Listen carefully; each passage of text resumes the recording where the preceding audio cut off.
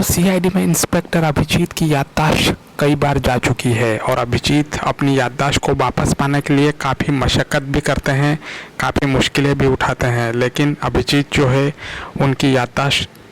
काफ़ी मुश्किल से वापस आती है। तो दोस्तों सीआईडी के सीज़न 2 में भी आपको कुछ ऐसे ही शानदार एपिसोड्स देखने को मिल सकते हैं जहां पर अभिजीत अपनी याददाश्त खो चुके हैं और याददाश्त खोने के बाद उनकी याददाश्त वापस कैसे आती है और याददाश्त जाने के दौरान अभिजीत क्या क्या करते हैं, वो सब कुछ आपको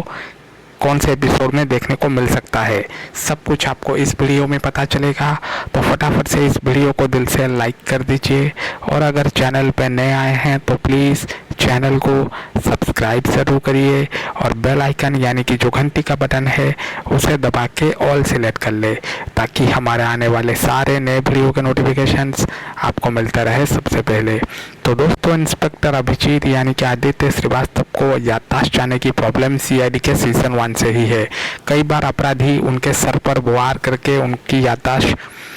निकाल देते हैं, यानी कि अभिजीत खुद को गुंडा समझने लगते हैं और सीआईडी के साथ कई बार वो लड़ भी चुके हैं। ऐसा ही कुछ सीज़न 2 में भी देखने को मिल सकता है जहां पर अभिजीत ही अपनी